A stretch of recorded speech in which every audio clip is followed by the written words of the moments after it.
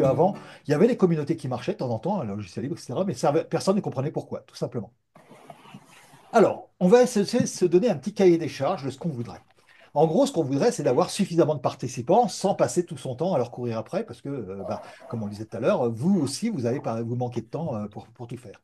Deuxième chose, on voudrait suffisamment de coopération au sein du groupe. On ne voudrait pas que tout le monde se tape dessus, quand même. Donc, on voudrait essayer d'éviter les problèmes où tout le monde va essayer de devenir chef, calife à la place du calife. Et puis, on voudrait aussi que notre communauté elle donne des résultats concrets, objectifs, et tout ça sans y passer trop de temps. Alors, ce petit cahier des charges est assez ambitieux. On verra à la fin de la présentation, effectivement, si finalement on y arrive ou non. On va voir. Et pour ça, eh bien, je vais vous présenter quatre clés, comme je disais tout à l'heure en introduction, quatre clés pour faire. Pour ceux qui nous ont rejoints ce soir, alors juste, je vous propose de couper vos micros et par contre, pour ceux qui nous ont rejoints, cliquez sur la partie allez sur mon image, cliquez sur les trois petits points à droite et mettez épinglé, comme ça vous aurez les présentations en grand plutôt qu'en tout petit. Allez, on va prendre un exemple pour ça et je vais prendre une communauté assez jeune, donc une communauté où il y a pas mal de faits sur le berceau et qui avait fait une communauté Telegram. Alors ça aurait pu être Facebook, ça aurait pu être WhatsApp, ça aurait pu être tout ce que vous voulez, hein. Alors j'ai pris quand même une communauté qui avait quand même pas mal de faits sur le berceau et on va voir que malgré tout, eh bien, il y a un problème. Le public, un public jeune, donc très habitué, très dynamique, beaucoup d'entrepreneurs en particulier, donc qui étaient très motivés pour travailler dessus. Donc là, on avait des gens motivés, ils sont habitués au numérique. Et puis en plus, il y avait des nouveaux membres chaque semaine avec une grande communauté, avec pas mal de monde. Alors on va essayer de regarder un peu, on va reprendre les statistiques de cette communauté pour essayer de comprendre pourquoi, au bout de 6 mois, elle est morte. Qu'est-ce qui se passe? Pourquoi il y a un problème? Alors pour ça, eh bien, au début, tout va bien, hein. Quand on monte une communauté, tout le monde dit, ah bah tiens, on va se présenter, vous avez pas mal de monde qui viennent aux réunions, aux trucs, etc. Tout va bien. Et puis, bah, on voit, alors là, c'est simplement le nombre de postes, puisque c'est une communauté qui est en partie à distance. Vous pouvez avoir des communautés qui sont à la fois locales et en distance. Et on voit que ça baisse. Alors, ça baisse, mais bon, quand même, malgré tout, il y avait une trentaine de postes après, donc on a l'impression quand même que ça marche pas mal. Alors, c'est la courbe en bleu, et j'ai mis deux autres courbes. La courbe en jaune, c'est celle de l'animateur, ce qu'on appelle le community manager, la personne qui a lancé le truc, le leader de cette communauté. Et on voit qu'il a été assez malin parce qu'il n'a pas trop parlé. Et alors c'est bien parce que si vous êtes très légitime, vous, dans votre communauté, eh ben, hein, le problème c'est que les gens vont pas oser s'exprimer ou alors du moins ils vont juste réagir mais ils vont pas prendre d'initiative. Et ça serait dommage. Ça serait dommage. Donc en fait, là on voit qu'il ne parle pas trop. Par contre, j'ai mis en orange la personne, à chaque fois peut-être différente, mais qui parle le plus. Et on voit que dès qu'il y a quelqu'un qui parle plus, eh bien, il y a plus de réponses évidemment parce qu'ils vont avoir plus de réactions. Mais cette courbe, elle nous donne pas beaucoup d'informations. Dit simplement, bon voilà, ça baisse, et puis que bah, s'il y a quelqu'un qui parle, ça va faire parler d'autres, mais c'est tout ce que ça nous dit. En fait, le point le plus important, c'est pas celui-là, c'est pas le nombre de messages, de choses que vous avez dans la semaine, c'est le nombre de personnes, le pourcentage de personnes de votre communauté qui va parler. Et pour ça, on va essayer de regarder les choses autrement. Ici, vous avez la courbe de la croissance de la communauté. Alors, en peu près 6 mois, elle est passée de 180 membres à 449 membres. Donc, vous voyez, là, on a vraiment une communauté où elle a toutes ses chances de son côté. Il y a de plus en plus de monde, c'est super. Et on va essayer de regarder quelques points particuliers. Et pour ça, je vais vous donner d'abord quelques petites astuces pour regarder quels sont les seuils, quels sont les éléments à prendre en compte dans une communauté avant de vous montrer effectivement la courbe du nombre de personnes qui répondent. Alors la première chose, et c'est peut-être la chose la plus contre-intuitive que je vais vous dire aujourd'hui, c'est que le nombre de personnes qui vont réagir ou le nombre de personnes qui vont prendre des initiatives, des proactifs, est assez incroyablement constant. En fait, les gens qui vont prendre des initiatives dans une communauté, lorsqu'on est plus qu'une douzaine, hein, eh bien, c'est toujours 1 à 5%, quelle que soit la taille de la communauté, en gros, enfin, jusqu'à quelques milliers. Et donc, en fait, eh bien, c'est assez constant. Et puis, ben, il y a 10 à 20% de réactifs toujours. Alors, c'est une règle assez étonnante, mais une règle bien vérifiée. Vous la trouvez sur Wikipédia France sous le nom de règle du 1%. Elle est souvent présentée sous le nom de principe 99.1. Elle est bien connue des anglo-saxons, elle est trop mal connue des francophones. Et par contre, eh bien, ça veut dire que là, je me suis amusé à faire la courbe, qui va augmenter, hein, normal, c'est là-dedans, la courbe des personnes qui devraient être préactifs, entre 10 et 20%, et puis des gens proactifs pour voir à peu près si on a nos personnes là-dedans. Alors, on va essayer de zoomer sur cette partie-là parce qu'il y a toute une partie, et on va en parler, que l'on ne voit pas mais dedans, vous avez une réserve de personnes qui pourraient devenir réactifs. Donc, on va voir qu'après, ça sera très important. Mais nous avons nos proactifs et nos réactifs. Et là, je vais zoomer. Mais avant, je voudrais... attendez, hop, voilà. On va juste zoomer un petit peu. Donc, on a nos proactifs, nos réactifs. Et donc, j'ai mis... Enfin, potentiel avec la taille de simplement de la communauté. Deuxième chose, je vous propose de regarder cette image. Alors, nous avons papa, maman, les enfants, tout ça, tout va bien, vous voyez. Et puis, là, maintenant, je vous propose de regarder cette deuxième image. Là, on a un petit groupe quand même pas mal constitué, etc. Je retire ces images et j'aimerais que vous me mettiez dans le chat combien il y avait de personnes dans la première image. Alors, allez-y, vous pouvez le mettre dans le chat. Je regarde 5, 5, 5. Ah, c'est une 4. Voilà, 5, 5, 5. Vous y arrivez pas mal quand même, hein. Donc, vous voyez qu'on y arrive plutôt bien. Maintenant, combien y avait-il de personnes dans la deuxième image? Ah, là, c'est plus compliqué. 25, non. 30, non. 40, non. Vingtaine, non. 40, 30, 80, trop. Trop, c'est pas tout à fait juste, mais on se rapproche de la bonne réponse. Il y en avait exactement beaucoup. Alors pourquoi beaucoup? Parce qu'en fait, beaucoup, ça veut dire plus que je ne peux compter a posteriori. Il y en avait 42, mais bon, on va pas tomber sur le nombre, ou alors c'est par hasard. Mais par contre, ça veut dire qu'à un moment donné, on a un seuil au-delà duquel, eh bien, on ne va pas être capable de compter. Alors, sur 5, on y arrive assez facilement, même si j'ai donné l'image quand même très très rapidement. Sur plus que... Alors, quel est le seuil? Eh bien, il varie un petit peu, mais c'est ce qu'on appelle... il est entre 5 et 9.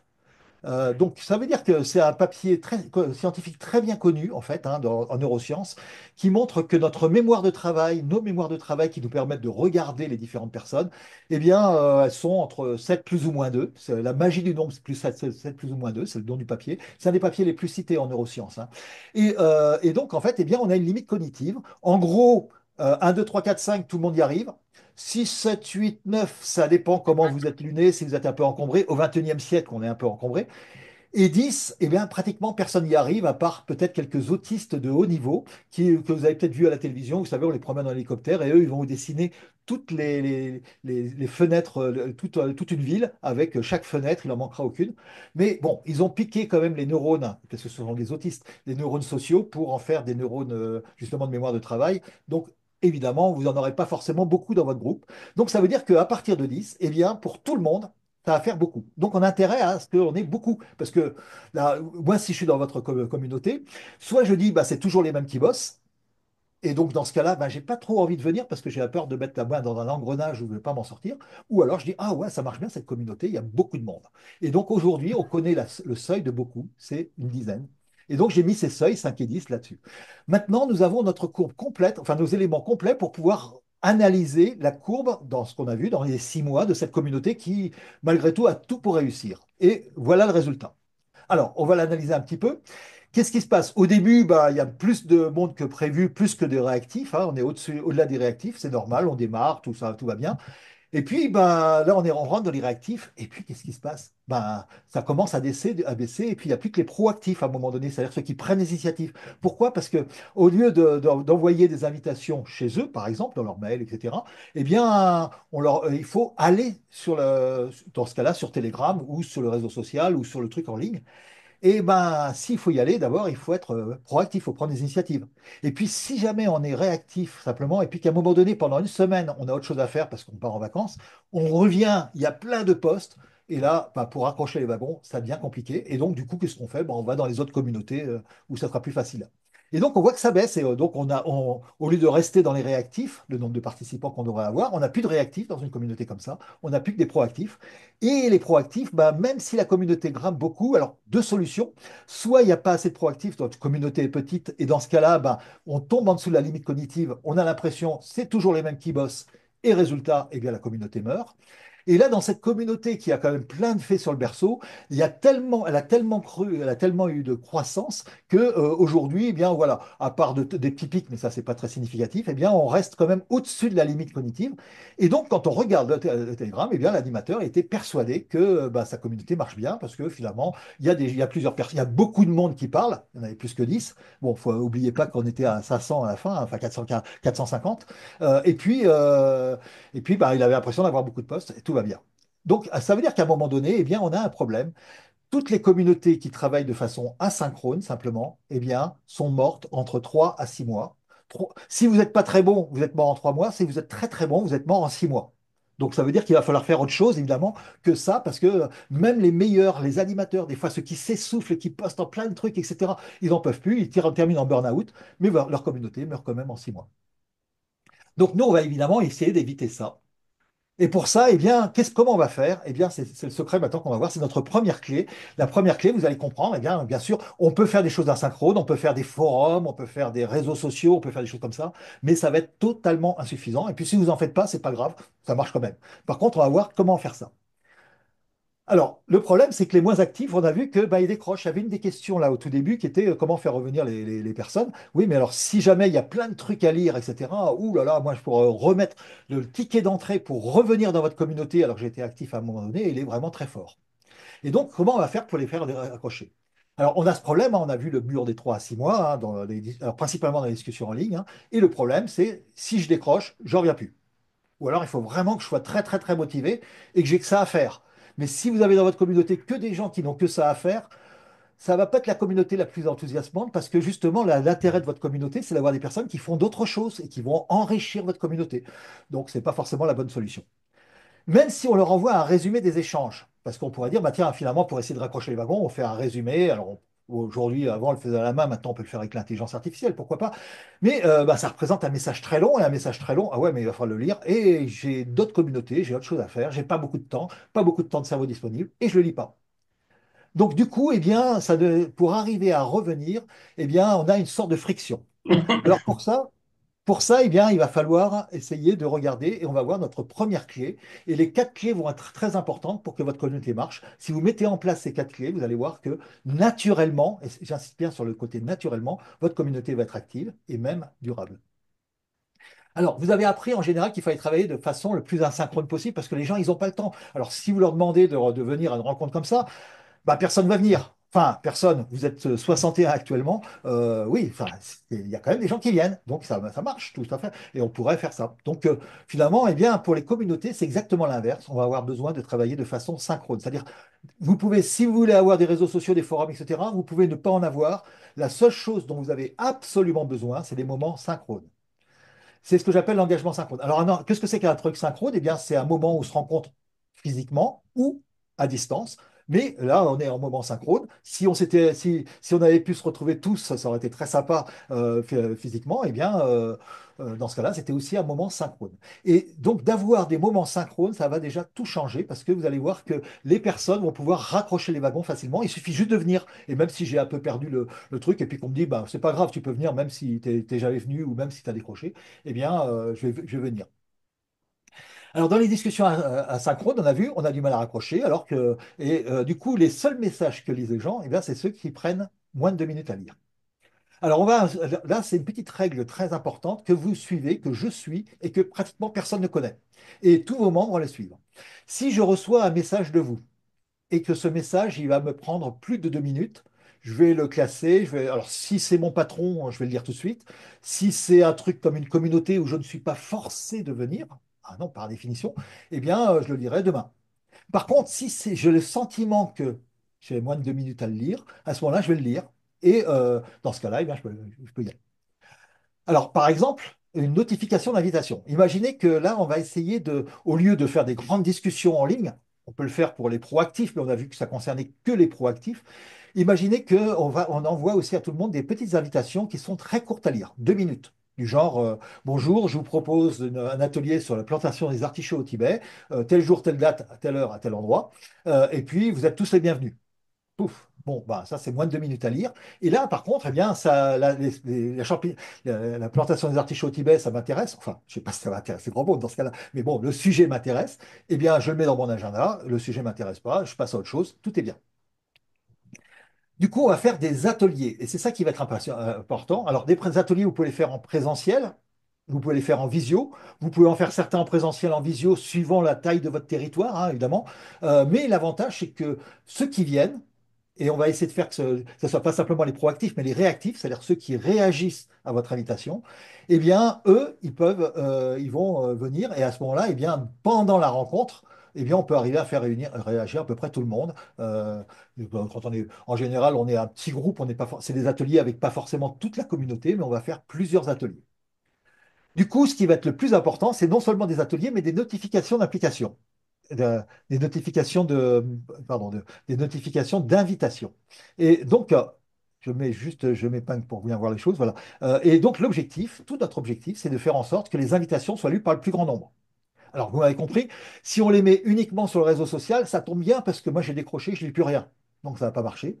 Et on va se dire, bah, tiens, finalement, bah, il faudra peut-être le faire autrement et je pourrais le faire, par exemple, par mail. Ah oui, mais alors attention, je ne veux pas trop de mails. Alors, on a fait une étude et quand on demande aux gens d'une communauté où ils sont moyennement impliqués ou pas beaucoup, etc., combien ils peuvent recevoir de messages en push, c'est-à-dire directement dans leur boîte aux lettres, pas dans l'endroit sur votre communauté où moi je dois venir, votre forum, votre site, votre réseau social, mais l'endroit où moi je lis, c'est-à-dire mes mails par exemple, ou si c'est sur Facebook, bah, si c'est vraiment l'endroit où je lis, mais pour être sûr, parce que tout le monde ne lit pas, c'est Facebook, c'est LinkedIn et toutes ces choses-là. Eh bien, en général, les gens y répondent 1 heure, un mail par semaine, ça suffit. Et puis, en fait, on s'est rendu compte que c'était doublement faux. D'abord parce qu'il faut à peu près alors, un grand mail avec plein d'informations, genre une newsletter, 1 fois par semaine, surtout pas. Moi, ça me fait beaucoup trop. Un par mois, c'est vraiment le maximum. Et on verra même que certains le font 1 fois par an et ça marche très bien quand même. Mais par contre, voilà, il faut pas en faire trop. Par contre, un mail très court, celui de moins de 2 minutes dont on parlait, eh bien là, lui, eh bien, la tolérance, et on l'a mesuré même avec des chefs d'entreprise, elle est de 5. Donc ça veut dire que je peux quand même inviter à 5 ateliers. Dedans, moi, ça fait une vingtaine d'ateliers dans le mois. Moi, même si j'ai 1 ou 2 ateliers qui m'intéressent, eh bien, c'est gagné. Je suis un membre réactif de votre communauté et je vais avoir pas mal de gens. Et finalement, même si tout le monde ne vient pas au même atelier, si vous avez 10% simplement de personnes qui viennent à votre atelier, 10% là, 10% là, c'est pas toujours les mêmes, eh bien, à la fin, vous pouvez avoir même plus que les 20% puisque vous avez plein d'ateliers différents. Alors, hop, voilà. Alors, il y a un petit piège quand même, il y a un piège de l'animateur, c'est que justement, en général, nous, on veut tout faire. On va prendre des initiatives, et puis bah, le problème, c'est un peu. Imaginez, vous connaissez peut-être les colibris, à un moment donné, ça a été monté par Pierre Rabhi. Imaginez que Pierre Rabhi, il était très présent. Alors, c'était absolument pas le cas, il était déjà assez âgé, il était à la télé, enfin bref, il avait autre chose à faire, et donc il n'est jamais là. Mais s'il avait été très présent, qui aurait osé monter des ateliers dans les colibris? En gros, personne. 350 000 personnes. Par contre, eh ben, là, tout le monde arrive en disant, waouh, c'est le truc de Pierre Rabhi, c'est génial, on y va, etc. Il arrive, ah, il n'est pas là. Il n'est pas là, et ben, c'est pas grave, on bosse. Et vous avez plein d'ateliers, 350 000 personnes qui arrivent, mais plein d'ateliers, plein de groupes, plein de choses et plein d'activités. Donc en fait, plus vous allez être actif, j'allais dire dans la communauté, plus vous allez bloquer votre communauté. Ça, c'est aussi un peu contre-intuitif. Alors, vous pourriez prendre un community manager, c'est pas la personne la plus pertinente parce que c'est peut-être vous qui êtes connu dans votre communauté, voilà, bon, mais ça va donner la même chose. En gros, plus il y a une personne qui prend d'initiative, moins les autres en prennent. Donc, il vaut mieux que ça soit plein de petites personnes de vos membres qui prennent l'initiative. Du coup, on a 2 types de communautés. Les communautés en étoile, vous avez une personne au centre. Alors, une personne au centre, ben, du coup, ça pose quelques petits problèmes. Alors, c'est bien parce que c'est les communautés qu'on sait faire depuis plus de 10 000 ans. Donc, c'est une bonne chose. Mais il n'y a pas beaucoup d'initiatives entre les membres. Et puis, comme vous le voyez sur la photo, eh bien, les échanges entre les membres, c'est pas beaucoup, hein. Et ça, c'est dommage parce que c'est ce qu'on voudrait. Alors, il y a aussi un goulot d'étranglement au centre parce que si votre communauté finit par bien marcher, vous allez finir en burn-out. Donc, il y a quand même un petit paradoxe. Et puis, bah, le centre, c'est le lieu de pouvoir. Alors, dans une association, c'est là où il faut devenir maître du monde parce que je vais être vice-président de l'association, vous vous rendez compte, etc. Enfin bref, on a des lieux de pouvoir à partir du moment où il y a un centre. Alors, il existe une autre type de communauté, c'est les communautés en réseau. Et nous, ce qu'on va faire, c'est des communautés où on va mettre en réseau des personnes, mais aussi des ateliers animés par les personnes. Donc finalement, la communauté qu'on va monter, c'est juste. Alors, on va pas se battre, on va pas faire des grands trucs pour essayer de faire des grandes gouvernances et des choses comme ça. On va juste mettre en réseau des personnes qui ont envie d'animer des ateliers, dans le thème évidemment de votre communauté, et des personnes qui ont envie d'y participer. Point final. Du coup, eh bien, on va avoir des échanges entre les membres, du coup, on va avoir des initiatives, on va avoir, etc., plein de choses comme ça. Alors, du coup, eh bien, ça fait une sorte de symbiose entre une grande communauté et puis des réseaux. Donc, avant, on ne savait pas faire des communautés en réseau, eh bien, maintenant, on sait le faire. Ici, dans la photo, vous avez un crocodile et puis un petit oiseau, le pluvian, qui lui nettoie les dents. Qu'est-ce que c'est? Eh bien, le crocodile, il ne mange pas le pluvian. parce qu'il est bien content, hein, grâce à ça, il a ses dents nettoyées, et le plus vivant, il a à manger sans avoir besoin de chercher très loin. Ça s'appelle une symbiose. Et là, on va faire une symbiose entre une grande communauté, je vous la souhaite la plus grande possible, et puis plein de petits ateliers qui vont être animés par les membres. Alors, on a quand même un petit problème, hein, et ça va être l'objet de notre clé 2, c'est, bah ouais, mais pourquoi, bon, les membres, d'accord, ils lisent les invitations, ils peuvent y participer, d'accord, bon, à condition que ça leur fasse gagner du temps, hein. C'est-à-dire que si les ateliers, ils servent à rien, si vous faites des, des conseils de développement avec des choses qui servent à rien, et ben, évidemment, les gens, ils vont pas beaucoup participer, mais si vraiment ça leur permet de développer la citoyenneté, de développer plein de choses, etc., de mieux améliorer votre vie, de s'entraider entre eux, etc., eh bien, là, moi, je vais participer. Mais la question, c'est pourquoi certains membres pourraient animer des ateliers? Parce que finalement, ouais, bon, moi je veux bien participer, ça me fait gagner du temps, mais animer un atelier, waouh, je suis pas payé pour, hein. Donc, comment on va faire? Eh bien, pour ça, il va falloir que ces membres-là, il y ait plusieurs choses. Premièrement, il faut qu'ils prennent, ça leur prenne pas plus de temps d'animer que de participer.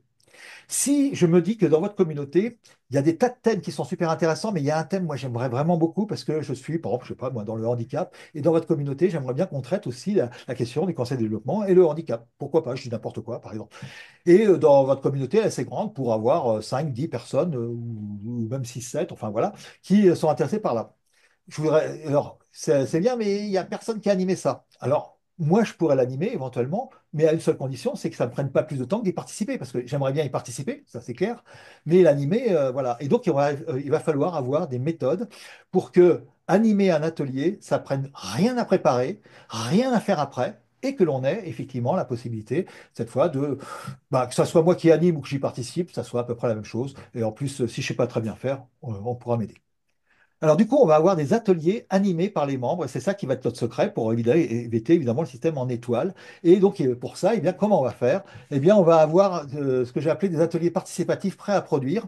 Alexandra, vous me rappellerez d'envoyer, j'ai une petite formation gratuite là sur les ateliers, ce que j'ai appelé les ateliers 3P. Parfait, oui. Ils ont trois particularités. Il n'y a rien à faire avant, rien après. Mais pendant ce temps-là, on va produire une ressource en commun qui sera directement exploitable, même par les personnes qui ne sont pas qui n'ont pas participé, donc pour l'ensemble de la communauté. Et puis, du coup, eh bien, on va avoir aussi quelqu'un qui a déjà participé à un ou deux ateliers 3P. C'est pas les méthodes habituelles, donc on n'a pas l'habitude, mais c'est pas très compliqué, c'est juste un peu contre-intuitif. Donc j'ai participé à un ou deux ateliers, je peux en animer un moi-même. Et l'objectif, c'est que dans votre communauté, eh bien, on insère ces méthodologies de manière à ce que petit à petit, vous ayez de plus en plus de gens. Les gens, vous avez une personne au départ qui anime, au bout d'un moment, il a animé à quelques personnes qui vont elles-mêmes pouvoir animer, pas toutes, mais un certain nombre, etc., puis multiplié par deux, par deux, par deux, un peu comme peut-être la légende du jeu d'échecs que vous connaissez, vous savez, où on met un grain de blé, deux grains de blé, quatre grains de blé, et ben, ça fait beaucoup à la fin. C'est ce que j'ai appelé la deuxième clé. Notre deuxième clé, ça va être l'animation 90 minutes. C'est-à-dire qu'en gros, un atelier, alors en présentiel, c'est plutôt 2 heures, mais ça peut être, c'est une moyenne. En ligne, c'est plutôt 90 minutes. Eh bien, l'animation 90 minutes, ça veut dire que si participer, ça me prend 90 minutes de ma vie et il faut que j'y trouve mon intérêt, eh bien, animer, ça va me prendre 90 minutes, tout simplement. Alors, petit point à ce stade-là pour avoir notre communauté active. On a vu que alors là, oui, j'ai oublié, excusez-moi, c'est pas le bon truc. Des clients qui vont pas au bout de leur formation, mais des membres qui décrochent, ça marche pas bien. Et donc, en fait, du coup, eh bien, les communautés discussion en ligne, on l'a vu, elles tiennent que 3 à 6 mois. Et donc, notre clé numéro un, c'est il faut des ateliers.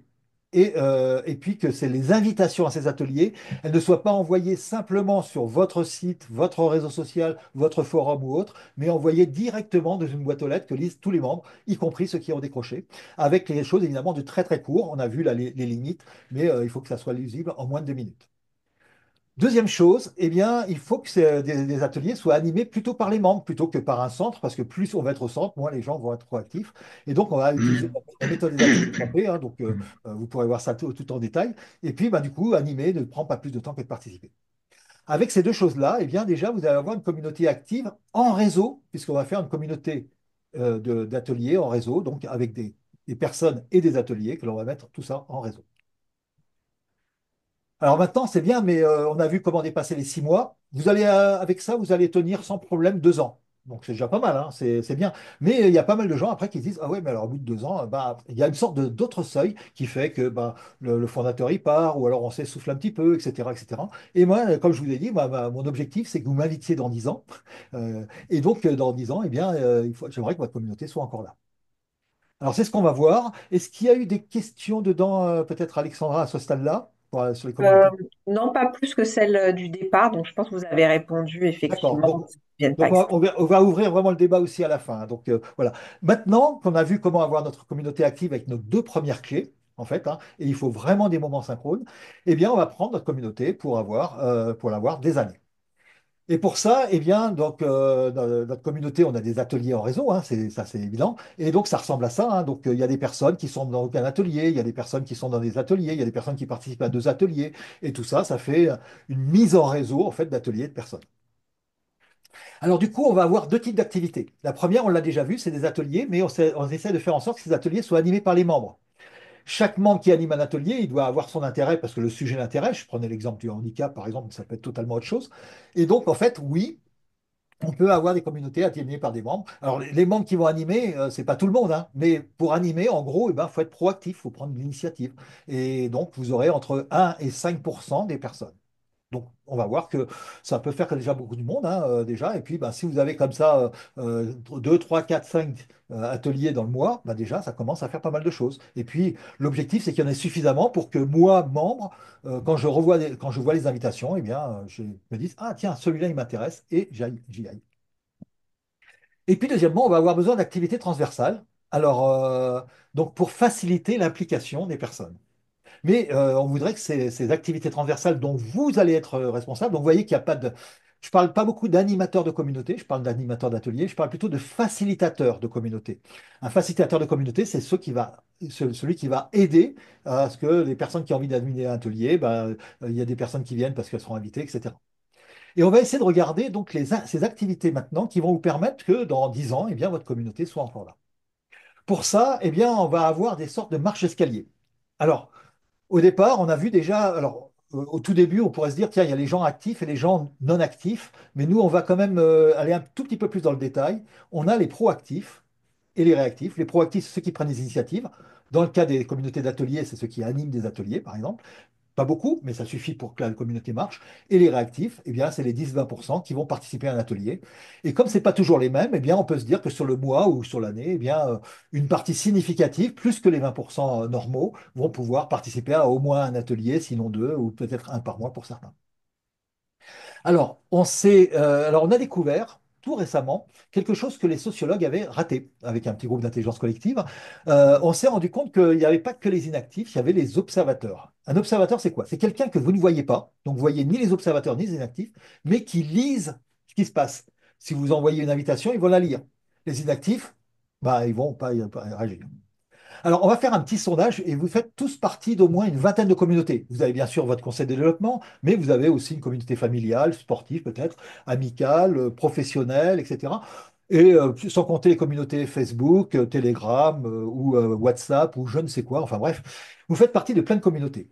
J'aimerais que vous mettiez dans le chat simplement oui si vous participez. Enfin, est-ce que vous participez, est-ce que vous êtes proactif déjà dans une communauté? Est-ce qu'il y a une communauté, que ça soit, alors probablement vous êtes des animateurs de conseil de développement, donc vous allez mettre beaucoup oui, hein, donc oui, oui, oui, oui, oui, oui. Donc voilà. Maintenant, oubliez celle-là. Mettez-la de côté et on va essayer de voir est-ce qu'il y a, il y a d'autres communautés dans lesquelles vous ne prenez pas forcément d'initiative, mais quand on vous demande un coup de main, de temps en temps, ben, vous le donnez ou alors vous allez participer de temps en temps, tout simplement. Donc sur une autre communauté. Et là, je vois des oui, oui, oui, oui qui s'affichent, évidemment. Et puis, ben, oubliez celle-là, oubliez ces deux-là. Et puis, est-ce qu'il y a une autre communauté dans laquelle vous êtes où ben, vous ne participez pas vraiment, mais vous regardez ce qui se passe parce que vous recevez de temps en temps un truc, etc. Donc, vous êtes observateur. Oui, encore. Et est-ce qu'il y a une communauté dans laquelle, vous oubliez encore celle-là, dans laquelle vous êtes complètement inactif? Alors, oui, oui, oui. Alors, non. Ah, voilà. Alors, il y a des noms. Eh bien, les noms, c'est simplement parce que vous avez oublié que vous faites partie de cette communauté. Parce que, alors s'il faut payer une cotisation par an, oui, évidemment, là on sait qu'on fait partie de la communauté, mais si vous êtes sur un groupe Facebook et que vous avez oublié que vous êtes dedans, eh bien vous êtes simplement, vous ne le savez pas. Donc on est bien sûr tous là. Donc ça veut dire quoi? Ça veut dire que les proactifs, réactifs, les observateurs, les inactifs ne sont pas des personnes, ce ne sont pas ces personnes, ce sont des rôles que l'on prend et on peut monter ou descendre l'escalier. Alors, on l'a vu, il y a aussi, on pourra rajouter un escalier des non-membres pour les faire venir dans votre communauté. Et à partir de là, eh bien, on va avoir, comme on l'a vu, 10%, 20% de réactifs et 1% de proactifs, 1 à 5%. C'est ceux qui vont principalement animer des projets. Alors, du coup, on a une sorte de marche escalier. Et un escalier, il y a une particularité, c'est qu'on peut le descendre facilement. On peut se désimpliquer. C'est simple, hein. Je déménage, mon compagnon ou ma compagnon m'a quitté, j'ai cassé ma voiture, j'ai perdu mon boulot, j'ai autre chose à faire que venir dans la communauté, ou je pars à la retraite et puis c'est une communauté professionnelle. Bref, il y a plein de raisons qui font qu'on descende et c'est naturel. Mais il y a quand même un truc bizarre, c'est que on a vu que les pourcentages, alors on ne connaît pas les pourcentages d'observateurs parce que c'est pas facile à mesurer et puis on les avait oubliés, on les connaît que depuis 10 ans, mais on sait qu'il y a 1 à 5% de proactifs et c'est stable et 10 à 20% de réactifs. Donc si c'est stable et qu'il y a des gens qui descendent naturellement, on devrait avoir des gens qui s'impliquent naturellement. Or, c'est pas ce qu'on observe. Pourquoi? Parce que en fait, le problème, c'est pas les personnes, normalement ils s'impliqueraient, c'est les marges d'escalier. Si votre marche d'escalier elle est cassée, eh bien, descendre, c'est facile, hein, il suffit de tomber.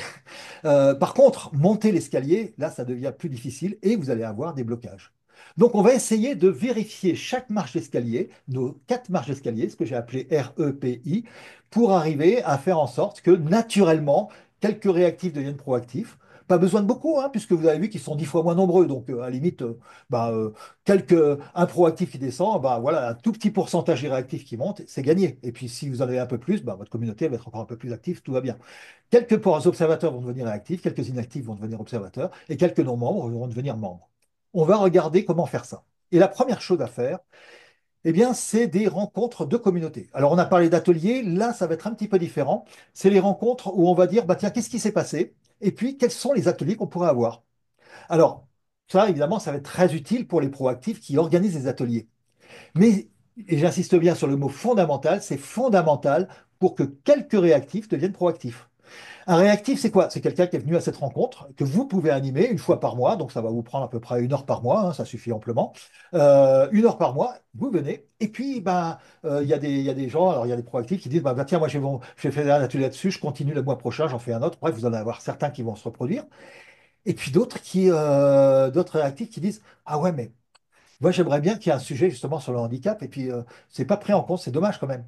Alors là, vous allez dire, bah tiens, tu pourrais l'animer toi-même. Alors à ce moment-là, il va y avoir des grosses gouttes de sueur qui vont couler sur le visage, mais il y a toujours les deux mêmes objections à chaque fois pour passer de réactif à proactif.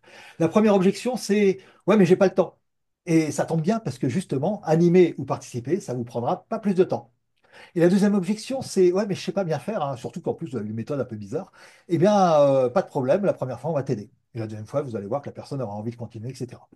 Et donc, quand on lève ces objections, eh bien, de temps en temps, on a un atelier de plus par rapport à des personnes qui sont désimpliquées, qui ont arrêté leur atelier, tout simplement.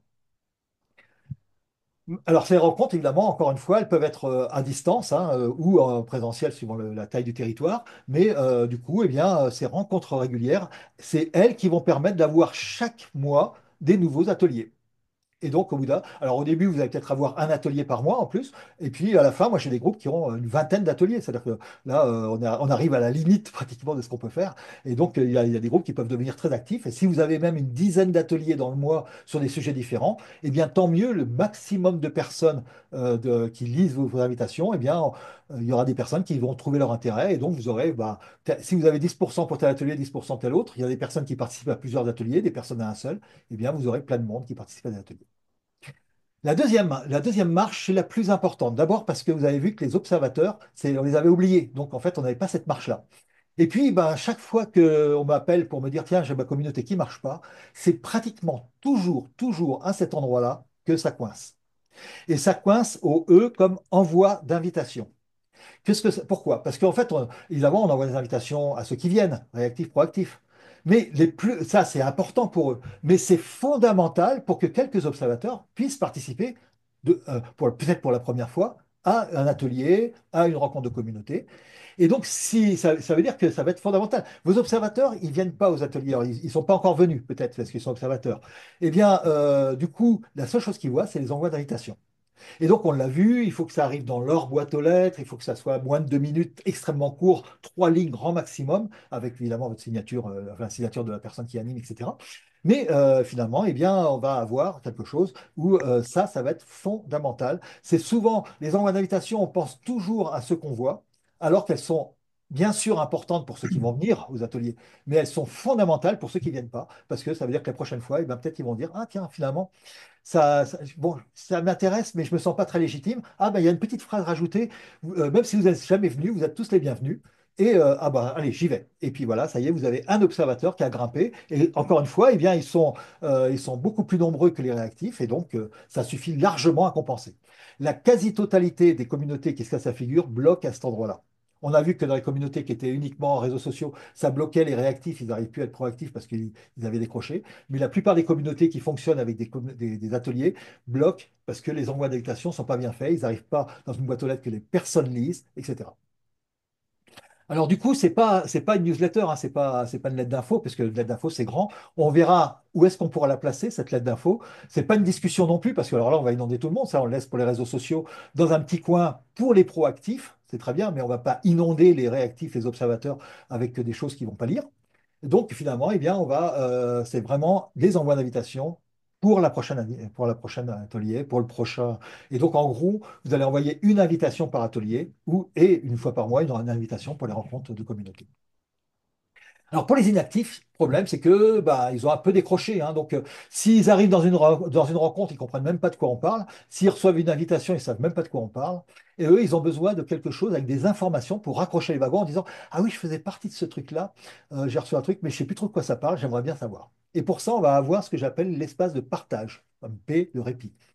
L'espace de partage, c'est quoi? Eh ben, c'est juste alors, une simple page web, pratiquement, qui va présenter trois choses. Premièrement, c'est quoi votre communauté? Son nom, peut-être un petit slogan, et puis un petit paragraphe qui définit ça. Deuxièmement, c'est quoi les ateliers, les prochaines dates, les thèmes, etc. Et troisièmement, c'est quoi les ressources produites? Ah tiens, on a déjà produit des tas de choses. Ah bah tiens, je vais commencer à regarder ça. Avec cette simple page, alors certains le font avec un wiki, ceux qui ne sont pas du tout fans de technologie font même ça avec un simple traitement de texte en ligne comme comme Google Doc. D'autres font ça avec des outils plus sophistiqués. Mais le principal, c'est une page, c'est ce qu'on appelle des fois la gare de triage ou la gare centrale. Vous savez, ça va orienter vers tiens, les ateliers, la prochaine date, les ressources, etc. Donc c'est une sorte de gare de triage avec la communauté, ses ateliers et les ressources déjà produites. Du coup, c'est pas un site vitrine, hein, c'est pas un truc que pour vos sponsors, les personnes, etc. qu'on présente. À la limite, ça peut être pas très très beau. D'ailleurs, même si c'est pas très très à jour, c'est pas très grave parce que là, on le met à jour quand on peut, hein. Les envois d'invitation, on peut les mettre à jour pendant les rencontres de communauté. Il suffit de programmer un mail à ce moment-là et puis c'est facile. Et donc, du coup, là, ça prend pas beaucoup de temps. Des espaces de partage, ben, si il est mis à jour une fois par mois lors de la rencontre de communauté, ben, c'est pas très grave qu'il soit pas à jour avant les autres moments. Les gens reçoivent les invitations, donc c'est pas très grave, du moment qu'il y a la description de la communauté. Il y en a certains, ils mettent à jour carrément, ils sont pas très bons, ils doivent mettre en place tous les 6 mois. Ça marche quand même. La bonne nouvelle, c'est que vous allez voir dans ces quatre activités, vous pouvez être mauvais sur une, vous pouvez être mauvais sur deux, vous pouvez être mauvais sur trois, vous pouvez être mauvais sur quatre, mais à chaque fois, eh bien, il suffit que vous ayez cette activité. Donc, vous pouvez être mauvais sur toutes les sur toutes les activités. Vous pouvez avoir une marche pas très très bien faite. Du moment qu'elle existe, ça marche. C'est le cas de le dire. Je n'ai pas fait exprès là. Et donc, en fait, donc, il faut vraiment avoir chaque marche, même si elle n'est pas parfaite, tout ça. Donc, l'espace de partage, j'en ai certains où ils ne sont pas bien mis à jour. C'est pas grave, il y a des définitions dans la communauté, il y a des exemples. Et puis, ça me permet de voir un exemple. Et quand je recevrai une invitation, même si elle n'a pas été directement transformée sur l'espace, c'est pas grave. Je saurai de quoi ça parle maintenant. Et donc, quelques inactifs. Donc, évidemment, cet espace, il va être très utile pour tous ceux qui sont actifs, réactifs et même pour ceux qui observent, mais elle va être fondamentale pour que les personnes les inactives, pour que quelques personnes inactives puissent raccrocher les wagons. C'est ça qui va tout changer. Et alors, qu'est-ce qu'on va faire pour les non-membres? Eh ben, là, on est dans une communauté en réseau. Donc, à l'intérieur de la communauté, on voit les choses en réseau, chacun peut participer, etc. Mais quand on est non-membre, on voit la communauté comme une sorte de centre et on est en étoile autour de cette communauté. Vous pouvez avoir des gens qui sont non membres qui discutent entre eux de la communauté, mais enfin, la majorité. Donc finalement, on va avoir plutôt un système en étoile et on va avoir besoin d'une activité en étoile. Et ça tombe bien, c'est ce que j'appelle le flux d'information. Le flux d'information, ça peut être une newsletter, ça peut être un blog, ça peut être des posts Facebook, ça peut être tout ça en même temps, hein, d'ailleurs. Et c'est un moyen de donner, alors non plus simplement ce qui va se passer, ça on a vu que c'est les envois d'invitation, mais ce qui s'est passé. Et cette lettre d'information, cette fois, alors on a vu maximum une fois par mois, minimum, ah bah, vous savez, une fois par an, je suppose que vous faites un bilan de votre conseil de développement. Et donc, vous avez plein d'informations. Là, vous pouvez faire newsletter. Et ceux qui le font une fois par an, ça marche très bien, rassurez-vous. Donc, ce n'est pas un problème. Par contre, vous allez l'envoyer évidemment aux membres, mais aussi aux non-membres. Parce que là, ça présente tout ce qui s'est passé et ça donne vraiment envie de venir, évidemment. Donc là, vous allez le diffuser plus largement possible. Que même vos membres les envoient à leurs amis, dans la presse si vous voulez, enfin tout ce que vous voulez pour ces flux d'informations. Et donc là, on va avoir encore une fois quelque chose d'utile pour les membres, proactifs, réactifs, observateurs, inactifs, et indispensable pour que quelques de nos membres vous connaissent et aillent plus loin. Voilà le secret de notre clé numéro 3 pour avoir des gens qui s'impliquent alors qu'on a naturellement des personnes qui s'impliquent. Donc au lieu de pousser les gens, d'essayer de retenir les personnes qui sont en train de descendre, non, laissez faire les choses, réparez l'escalier et laissez les personnes monter et descendre comme ils veulent. Vous allez voir que naturellement votre communauté va être bien. Si vous m'empêchez de descendre, par exemple, eh bien, je vais fuir votre communauté parce que je vais avoir peur d'être piégé et j'aurai plein d'autres communautés à ma disposition. Si par contre j'ai un bel escalier, que c'est facile à monter, eh bien de temps en temps je vais monter. Si j'ai un problème ou d'autres centres d'intérêt, je vais descendre. Et globalement, votre communauté, eh bien, non seulement elle va rester stable, mais même elle va croître. C'est ce qu'on observe, hein. C'est-à-dire qu'une communauté, au bout d'un certain temps, eh bien voilà, on a 100, 200, plusieurs personnes, etc. Alors, on arrive pratiquement à la fin et il y a encore une petite clé supplémentaire. On va essayer de dépasser toutes les limites et on a, nous, les humains, des limites cognitives. Alors, on a vu les groupes en étoiles et, terme technique, si vous voulez briller en société, c'est des groupes panoptiques. Et panoptiques parce que l'image que vous voyez là, c'est une prison faite par un philosophe et son frère aussi architecte. Et donc, en fait, vous voyez que la prison, c'est intéressant parce que il y a tout autour, il y a les cellules des prisonniers. Bon, maintenant, c'est ouvert, donc ils sont tous partis. Et puis, au centre, vous avez les surveillants. Donc, tous les prisonniers voient qu'ils sont surveillés. Tous les surveillants voient l'ensemble des prisonniers. Mais les prisonniers, ils discutent pas beaucoup entre eux hein, avec un système comme ça. Vous allez me dire, pour une prison, c'est normal. Pour un groupe, c'est un peu dommage. Alors, il se trouve qu'on a une limite cognitive. En anthropologie, on a parlé de nombre de Dunbar, qui fait que nous sommes incapables d'avoir, dans la durée, on va dire, un réseau social plus de 150 personnes. Alors, vous allez me dire, ouais, mais j'ai 2000 amis sur Facebook. Ouais, peut-être, mais vous les connaissez?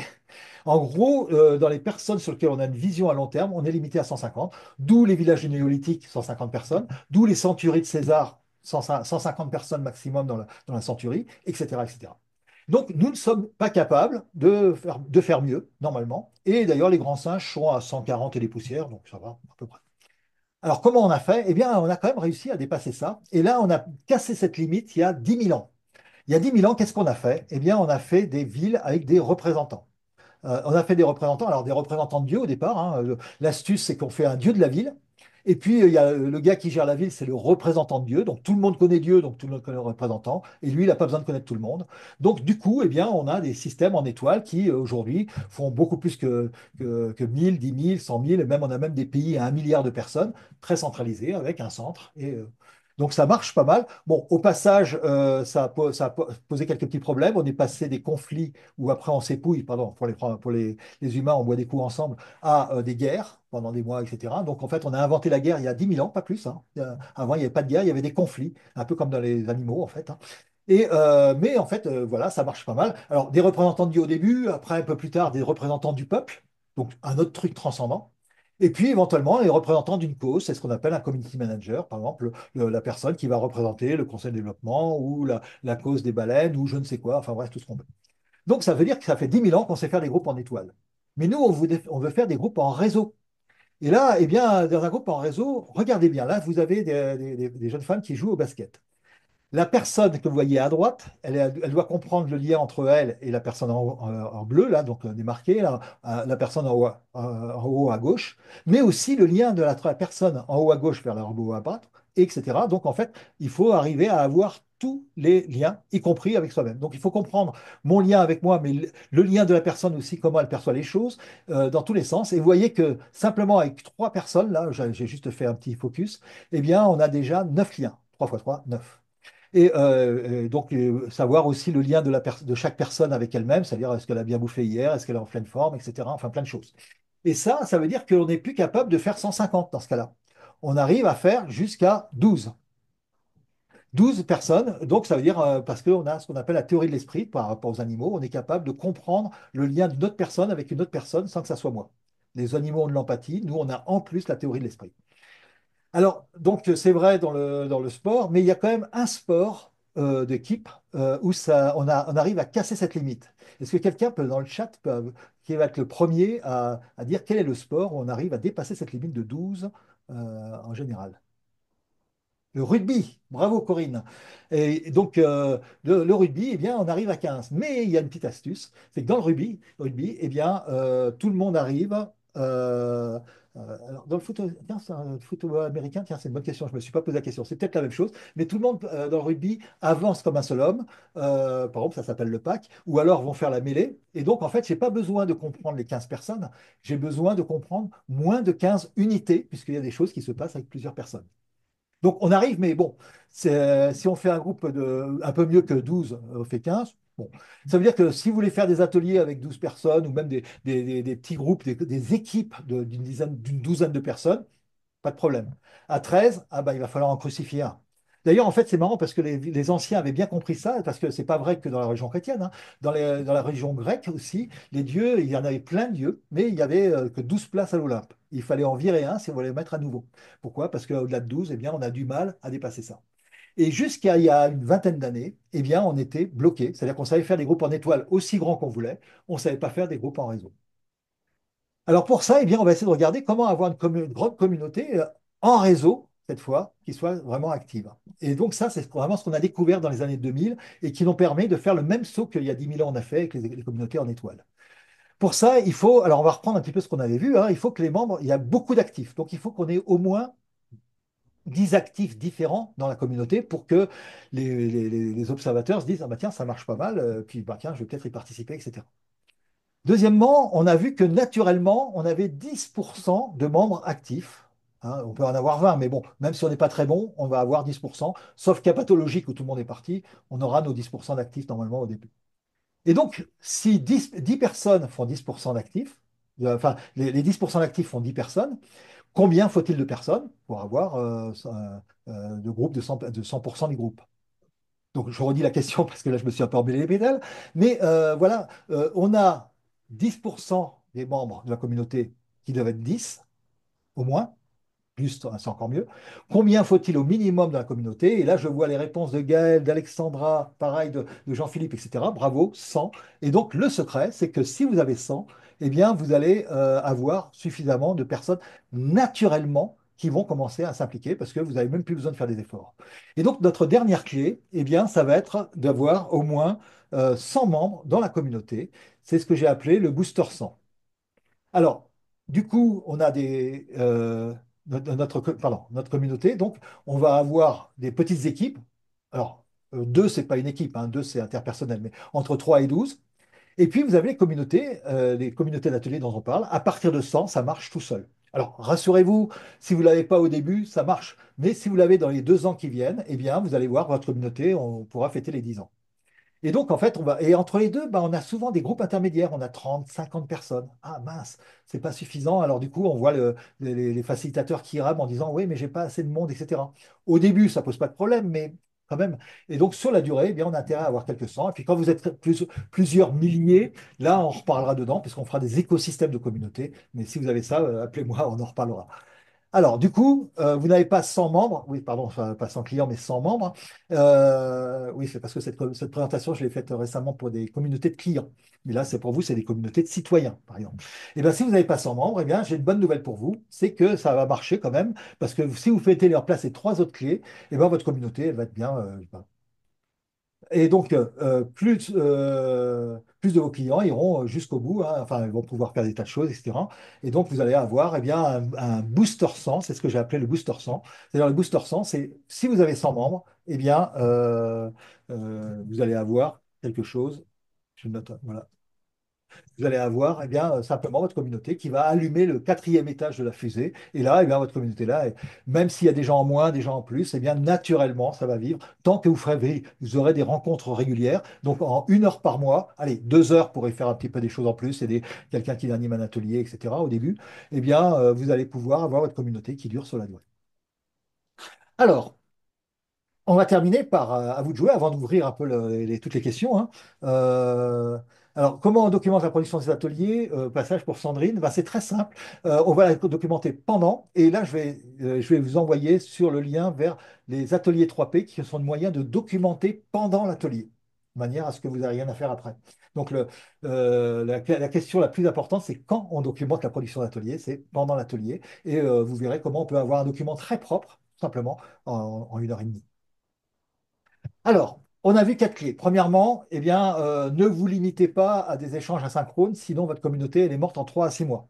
Et donc, il faut des ateliers. Alors, plus il y a de thèmes, mieux c'est. Et donc, pas forcément les thèmes auxquels vous pensez. Moi, des fois, je suis surpris, hein, dans des différentes communautés que j'anime, thématiques ou territoriales, ou les deux d'ailleurs, comme vous. Eh bien, il y a des gens qui disent, ah bah tiens, mais on pourrait faire ça. Ah, mais je n'avais pas pensé à ça, c'est une bonne idée. Donc, bah voilà, anime-le, etc.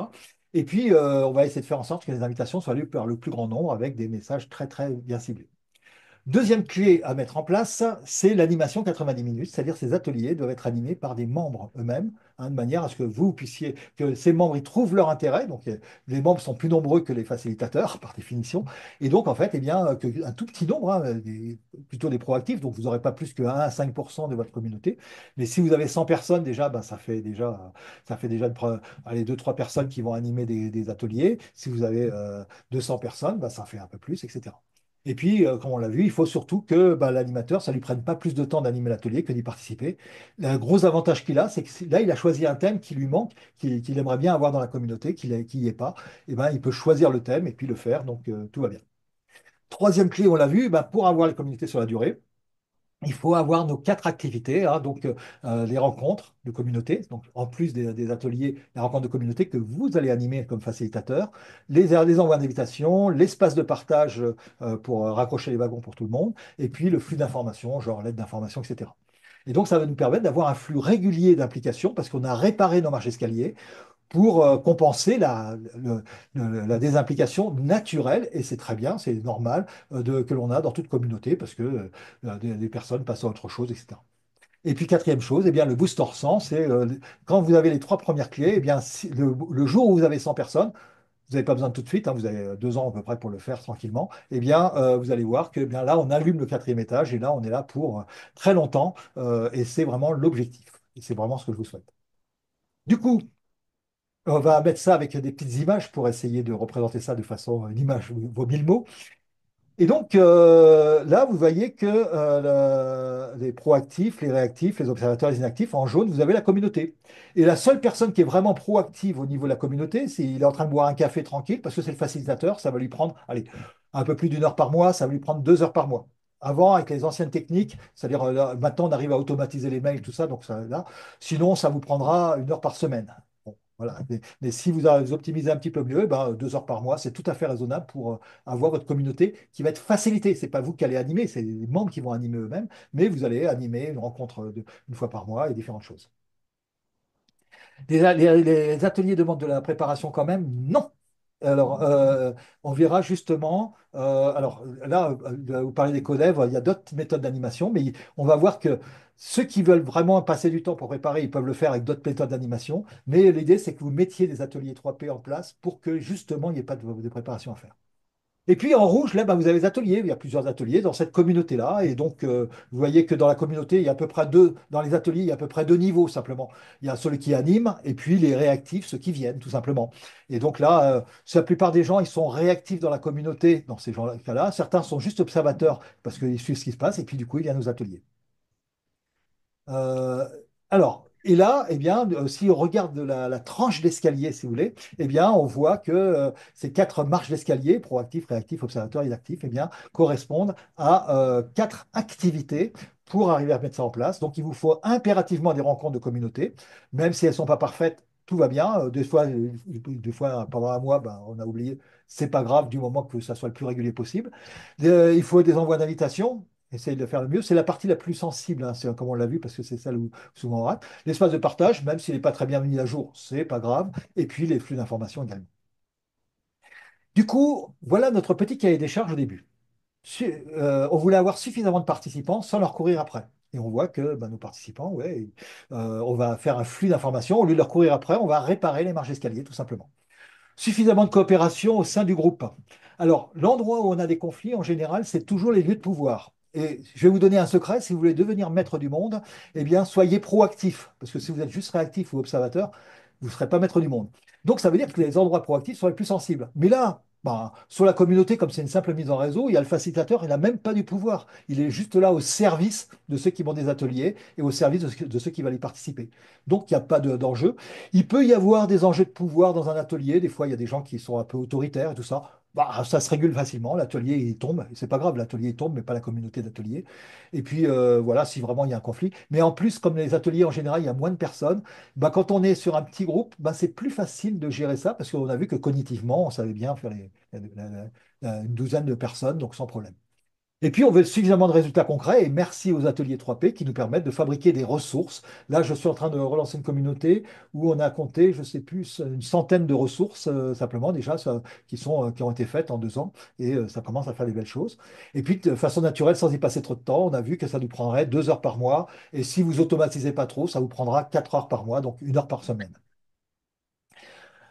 Alors, avant de terminer, je voudrais quand même vous faire un mini cours sur comment tout foirer. Ça peut être utile. Alors, première chose, eh bien, si vous essayez de vous sacrifier en faisant tout à la place des autres, ou au contraire, vous savez, il y a des gens, ils lancent une communauté, ils disent, maintenant, ben, j'ai lancé la communauté, débrouillez-vous tout seul. Eh bien, dans les deux cas de figure, ça ne va pas marcher. Il faut très peu de temps, mais il vous faut quand même, malgré tout, être vous proactif au niveau de la communauté, donc relancer des rencontres de communauté régulièrement, etc., pour que ça fonctionne. Donc, très peu, mais indispensable. Deuxième chose, et ça c'est un grand classique, on veut commencer à mettre des outils. J'ai trouvé l'outil de mes rêves, c'est génial, il fait papa, maman, etc. On met l'outil en place et en général c'est le meilleur moyen de tuer votre communauté. Parce que ce qu'il y a une communauté, c'est d'abord des personnes. Et on a vu les outils qu'on peut mettre en place pour les quatre activités. Bon, si vous savez utiliser Zoom ou un autre truc, bah, ça marche. Si vous savez envoyer un mail et puis que vous connaissez un tout petit peu les listes de mails pour pouvoir faire ça, ça marche aussi. Si vous savez faire quelque chose en ligne, même très mal, même simplement avec un simple traitement de texte en ligne, vraiment si vous connaissez rien, ça marche aussi. Bref, on n'a pas besoin de grand-chose. Même avec des personnes qui connaissent rien du tout en technique, qui sont un peu réfractaires, ça marche très bien. Parce que c'est pas très difficile à mettre en place. Et puis dans votre groupe, vous aurez toujours quelqu'un, si vraiment vous ne savez pas mettre en place un traitement de texte en ligne, il y aura toujours quelqu'un pour vous aider, je pense. Mais par contre, surtout, ne commencez pas par les outils. Vous n'imaginez pas le nombre de groupes qui fonctionnaient. Et puis à un moment donné, une personne prend le relais et dit, moi, je vais transformer le groupe parce que j'ai l'outil qui fait tout. Et tu le groupes tout simplement. Et parce que pendant ce temps-là, il ne s'occupe pas des personnes, il ne s'occupe pas des personnes qui puissent animer des ateliers. Et puis l'outil, bah, je connais aucun outil qui fasse tout bien. Et moi, que je connais plein de tout petits outils très très très simples qui font une des quatre parties qu'on a vues. Et la troisième chose, c'est vouloir changer les autres. C'est-à-dire qu'on voudrait que notre communauté elle soit complètement à notre image. Ben non, hein, on n'est pas là pour manipuler, au contraire, on est là pour avoir de la richesse des différences. Et une communauté, moi j'ai des communautés, par exemple, territoriales, où il y a des gens qui sont de plein de partis politiques différents, ils ne le savent même pas parce qu'on n'en discute pas, on s'en fout. Et en fait, ben, on apprend à vivre ensemble. Rappelez-vous, une communauté, c'est s'entraider et monter en compétences collectivement. Et la meilleure compétence qu'on puisse avoir, c'est apprendre à vivre ensemble. Bah voilà, donc en fait, on peut avoir des personnes qui ne sont pas du tout les mêmes idées que nous, etc. Aucun problème, tout va bien. Du moment que sur la durée, eh bien, on vit ensemble et puis on va commencer à s'entraider, faire des tas de choses, etc. Alors, à vous de jouer. Je vous propose évidemment d'utiliser tous ces éléments-là. Je vais envoyer à Alexandra trois choses. Le replay de cette présentation, la petite présentation par Zoom, l'intelligence artificielle qui résume tout ça. Et puis le lien vers les ateliers 3P si vous voulez suivre cette mini-formation gratuite hein, qui prend à peu près 20 minutes. Et dedans, vous aurez des replays d'ateliers, par exemple, pour pouvoir faire des choses quand même, pour voir comment ça se passe. Donc, premièrement, eh bien, comment vous allez faire? Eh bien, avant de tout changer, commencez à organiser vous-même des ateliers 3P. Donc, vous allez participer à des ateliers 3P. Et puis, du coup, vous allez peut-être, une fois que vous avez participé à un ou deux ateliers ou regardé en replay ce qu'il y a dans la formation, eh bien, vous vous lancez. Alors, rassurez-vous, on a encore une fois, on n'a pas besoin d'être parfait, hein. Vous pouvez très bien dire que c'est un peu expérimental. C'est la première fois que vous faites ça. Et vous faites ça avec vos membres, avec les personnes que vous avez autour de vous, etc. Et là, du coup, vous allez faire ça, et puis au fur et à mesure, vous allez aider vos membres. Donc, vous allez faire les deux premiers ateliers, mais surtout, je vous ai dit, après, surtout, animez pas trop d'ateliers parce que personne ne voudra le faire sinon. Mais par contre, vous allez aider les premiers membres, les premiers volontaires, à animer eux-mêmes un atelier. Alors, c'est le moment que j'aime bien, c'est le moment le plus artistique, j'allais dire. Parce qu'au début, la personne a l'impression, elle, pour être assurée que vous co-animez avec elle. Et au fur et à mesure qu'elle prend confiance et puis qu'elle fait moins d'erreurs par rapport aux ateliers 3P, vous vous retirez un petit peu. Et à la fin, elle est suffisamment autonome pour dire, bon, quand est-ce qu'on recommence? Et donc, vous voyez, ça va être à vous de pouvoir aider la personne tant qu'elle a vraiment besoin d'être rassurée. Et au fur et à mesure de l'atelier, de lui laisser de plus en plus la main. Et puis, une fois que vous avez ça, vous allez commencer à mettre en place vos activités répit, hein, donc les envois d'invitation, l'espace de partage, les rencontres de communauté, etc., de manière à ce que votre communauté elle soit là pour longtemps. Alors, je vous ai présenté là le fondement même de mon programme d'accompagnement qui s'appelle Animation Pro, mais j'ai essayé de faire en sorte que vous ayez tous les éléments pour pouvoir le faire aussi par vous-même, même si ça peut prendre un peu plus de temps par rapport à la formation classique. Mais j'ai vraiment voulu vous donner le maximum d'éléments pour que vous puissiez vous-même mettre en place des ateliers, etc. Voilà, je termine là et on peut ouvrir les grandes questions. Là, j'ai vu qu'il y avait plein de choses qui se passaient dans le chat, donc parfait. Donc là, alors moi, je vais me désépingler là et puis pour vous voir plus facilement. Hop, voilà, je vais remettre la galerie. Et puis, voilà, donc peut-être Alessandra, on peut commencer par les questions qu'il y a eu dans le chat. Alors, il n'y a pas vraiment une question, c'était plutôt des réactions. Et puis moi, j'ai fait la suggestion pour ceux qui sont pas à l'aise. Une fois que vous avez regardé la méthode 3P, si vous voulez, on peut se faire un atelier 3P ensemble, voilà, en visio pour expérimenter ensemble. Voilà, c'était une Excellent. Ah je vous fais une petite proposition. C'est si vous animez les 3P, même si vous ne l'avez jamais animé, et que entre vous, eh bien, pour ceux que ça intéresse, on se fait une petite session de débriefing. C'est-à-dire qu'en fonction, avec la ressource, je vous offre encore un petit moment, pas très long, mais voilà, pour, euh, pour arriver à bien faire ça. Et la prochaine fois, vous aurez des ateliers parfaits, et puis vous serez capable de le faire des animer chez vous. Ah bah, merci beaucoup. Céline avait un petit mot aussi à dire. Voilà. Oui, merci beaucoup, Monsieur Cornu, pour cette présentation. Je me posais la question si, en tant qu'instance de participation citoyenne institutionnelle, Mhm.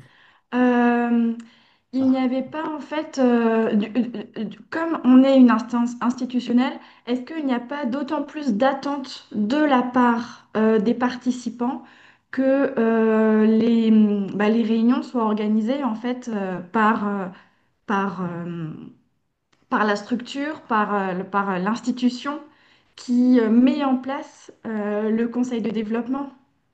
Alors, c'est une excellente question. Et là-dessus, je vais prendre un exemple. Vous connaissez Wikipédia, c'est une communauté assez grande quand même, hein. Et par contre, Wikipédia n'existe pas. À côté de Wikipédia, il y a une toute petite association qui s'appelle Wikimedia Foundation, qui a juste pour but de rendre possible la communauté, donc en fait, de s'occuper des serveurs, de ce qu'il faut, etc.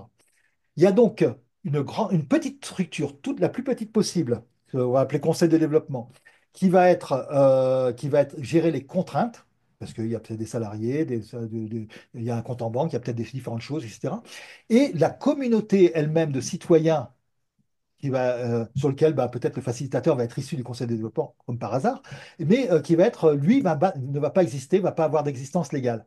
La séparation des deux permet de résoudre le problème qu'on a avec la loi 1901, qui est une loi absolument incroyable, mais elle permet tellement de tout faire que du coup, on gère les contraintes et les opportunités, et donc on a plein de problèmes avec. Moi, ce que je vous conseille, c'est de dire, voilà, le conseil de développement met à disposition des citoyens une communauté, on la facilite, on y met, s'il faut héberger un espace de partage, eh bien, ça le fait. S'il a besoin de se réunir, eh bien, le conseil de développement vous propose des choses. Donc, il gère les contraintes, la logistique, les choses comme ça. Un peu, le conseil de développement devient le secrétariat. Et une personne du conseil de développement devient le facilitateur de la communauté. Et cette communauté, c'est la communauté des citoyens. C'est plus votre communauté, et moi je ne vais pas m'y impliquer, mais c'est notre communauté en tant que citoyen grâce au conseil de développement. Vous voyez le changement un petit peu de... Ça répond à la question? Oui, oui, je comprends, mais j'ai la sensation que ce n'est pas facile à faire passer comme message auprès des citoyens que c'est votre communauté, emparez-vous de cet espace, emparez-vous de cette instance. Voilà, j'ai l'impression que c'est pas forcément un message simple à faire passer. Alors, la pire des choses, ça serait communauté du conseil de développement. Alors, bien sûr, il y a un conseil de développement avec des gens qui décident, etc. Mais si vous voulez élargir tout ça à des tas d'opportunités pour que des citoyens commencent à faire des choses ensemble, etc., eh bien, donnez un nom à votre communauté qui ressemblera au territoire plutôt qu'au conseil de développement. Et dites tout simplement que le conseil de développement est là pour aider, favoriser cette mise en réseau en donnant des moyens à cette communauté, tout simplement. Mais effectivement, le nom va être important. Vous voyez, si vous invitez des gens à un conseil de développement, là, vous allez gérer les choses comme d'habitude, mais vous aurez quelques personnes. Si vous, à côté de ça, vous avez une grande communauté avec plein de citoyens, etc., qui sont actifs, eh bien, vous aurez aussi des gens dans le conseil de développement à l'intérieur pour gérer des trucs qui sont plus des contraintes. Il faut faire des choix, il faut faire des choses. Et donc, ce qui est du choix, c'est le conseil de développement. Et encore une fois, on va faire une symbiose entre une grande communauté qui gère merveilleusement des opportunités et qui n'est pas du tout adaptée à gérer des contraintes et le conseil de développement qui est bien adapté à gérer des contraintes, à faire des choix de citoyens, etc., etc. Merci. D'autres, alors allez-y, hein, d'autres questions, tout est ouvert.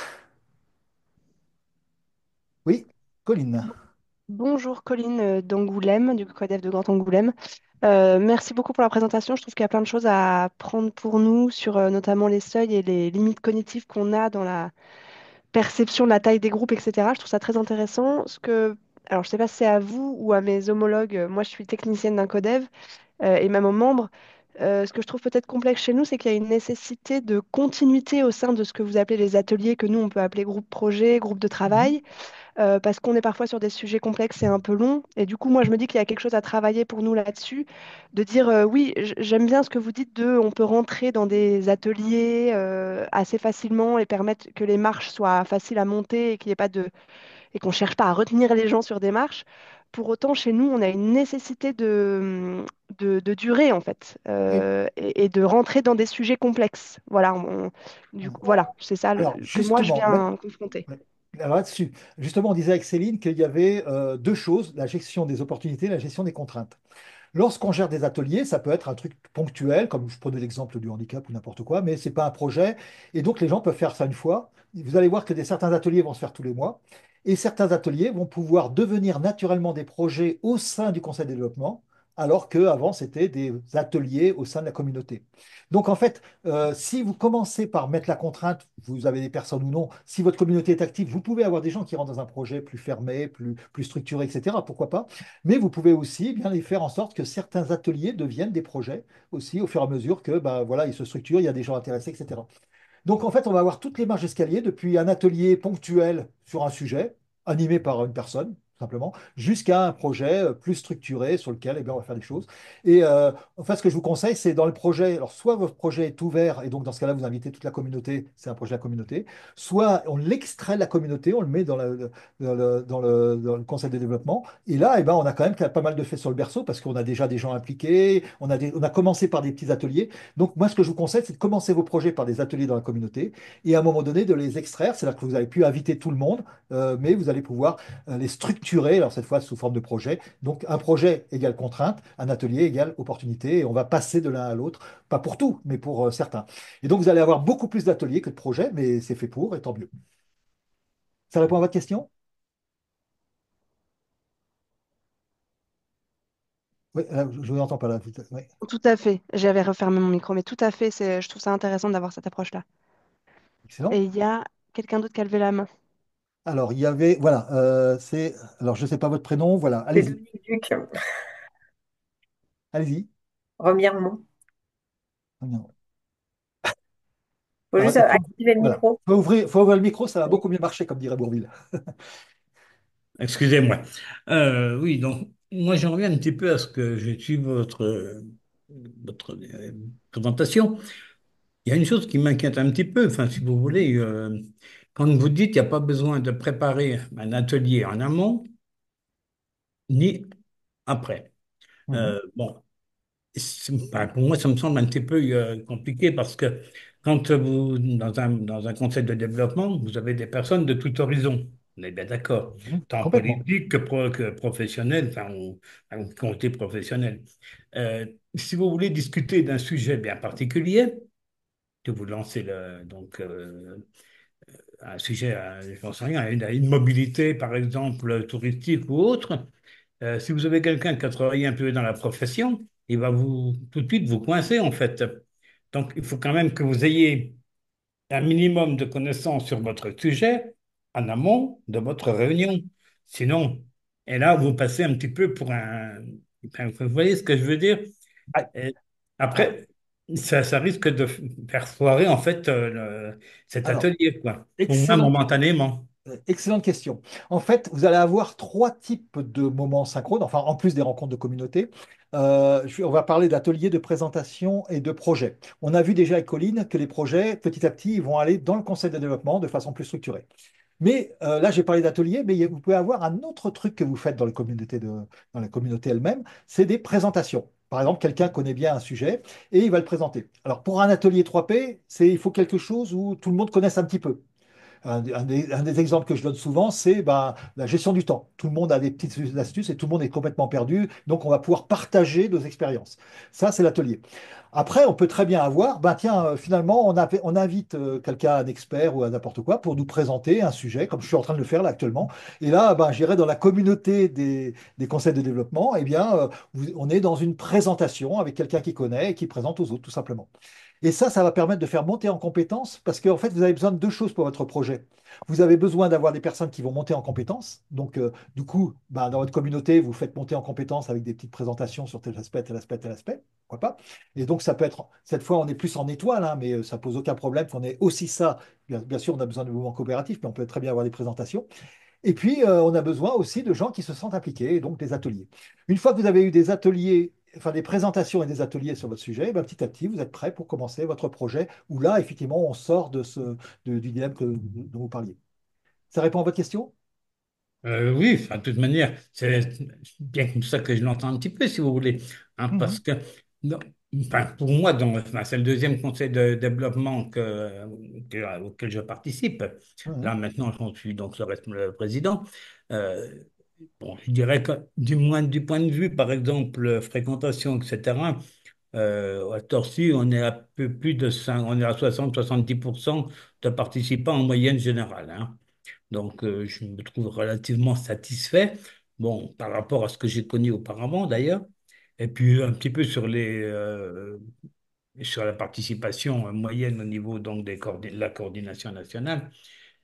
Et alors, moi, j'ai travaillé un petit peu différemment, c'est-à-dire que j'ai des présidents de commission qui animent, là, en général, donc leur commission, et puis même déjà, si vous voulez, vous avez, là, c'est des fois bien souvent tournant, les animations, les animateurs, pardon.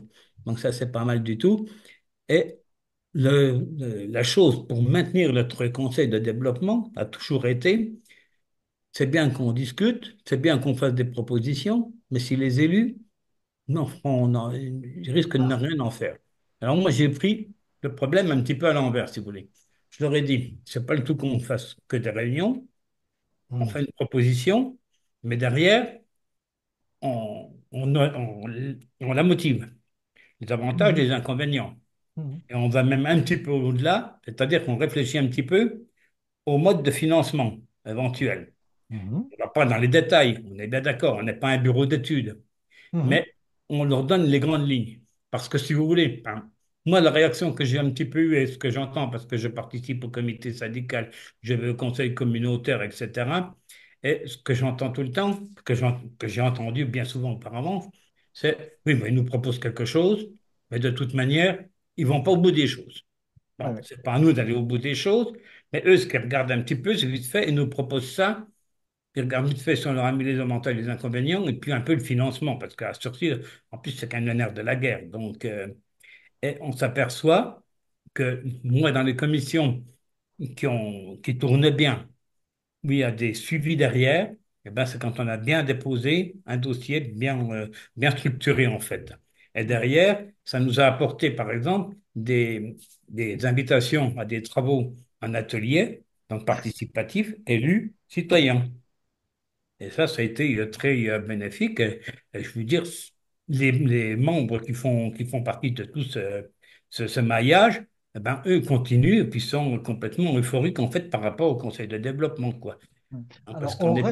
on reste exactement sur la même problématique de la différence entre le conseil de développement et la communauté de citoyens avec le passage de l'un à l'autre. Là, effectivement, souvent, quand on propose des choses aux politiques, on est un peu déçu parce que, évidemment, c'est cause toujours, tu m'intéresses, en gros. Oui, non, mais Et tout à donc, en fait. fait, si demain, vous avez une communauté, alors votre communauté, on voit qu'on n'est pas encore dans les projets très structurés, etc. Et ça peut commencer à faire remonter des choses au conseil de développement qui va permettre de travailler dessus, etc. après. Mais vous avez des citoyens actifs. Et des citoyens actifs, ça veut dire aussi des gens qui font des projets, y compris sans avoir besoin des politiques ou même de financement pour pas mal de choses. Ces citoyens qui sont actifs, qui vont commencer à faire des vrais projets sur le dessus, parce qu'on se réunit pour, je sais pas moi, pour monter telle chose ou faire telle chose ou s'entraider entre nous, eh ben, je peux vous dire que si jamais après ça devient une véritable force par rapport aux politiques, parce que c'est des gens qui se bougent, qui sont motivés et qui sont nombreux. Je ne sais pas combien vous êtes dans les conseils de développement, mais l'objectif, c'est que vous ayez une communauté encore beaucoup plus large de citoyens, de manière à ce que justement ça fasse cette force, parce que vous apportez des idées super intéressantes et les politiques, eux, ils ont le pouvoir, donc ils s'en foutent, sauf s'il y a beaucoup de citoyens. Et donc, en fait, la communauté peut devenir non pas simplement remplacer le conseil de développement, parce que c'est au conseil de développement de faire ce travail très pointu dont vous parliez, avec un bon niveau, etc., là, mais ça peut devenir une force énorme pour faire une pression, je vais dire, citoyenne, pour arriver à ce que bah, les choses soient prises en compte. Et donc, par exemple, si vous faites le suivi en disant, bah voilà, ils ont fait ça, ils n'ont pas fait ça, eh bien, là, vous le faites plus simplement au sein du conseil de développement, mais aussi au sein de toute la communauté de citoyens. Là, il se passe des choses intéressantes. Tout à fait. Alors, du coup, comme il y a eu beaucoup de questions sur cet aspect de contraintes, d'opportunités, de conseil de développement et là-dedans, je rajoute un petit truc de ce que j'ai envoyé à Alexa. Vous pourrez faire une petite page dans un coin. Je suppose que vous avez un site pour ça, avec justement le chapitre, enfin la vidéo du chapitre de la formation Animation Pro sur les aspects de contraintes et d'opportunités et comment gérer la partie contrainte. Appelons-le conseil de développement, ou la mise en réseau de ces conseils de développement avec Alexandra, et puis les communautés, et comment les deux deviennent un peu nitro et glycérine ensemble, on va dire. Tout à Alors, fait. on a Moi, je Maya. Oui, rajouterais quand oui, même une chose, enfin, parce Dominique, qu'on juste, participe des fois à des réunions, pardon, faut Alexandra, juste laisser des passer, réunions de parler tout le monde. conférences, et il y a toujours les problèmes de relations, conseil de développement élu. Et ça, Oui, c'est ça, quand c'est même un des autre sujets sujet qui sont mais ça, redondants c'est un sans autre arrêt. sujet que vous qu'on allez pourra pouvoir régler. traiter à part. Tout ce que je vous offre, c'est un outil supplémentaire de pression citoyenne, simplement parce que des citoyens actifs, c'est pas la même chose que des citoyens à qui on fait voter une fois tous les 5 ans, et entre les deux, on s'en fout.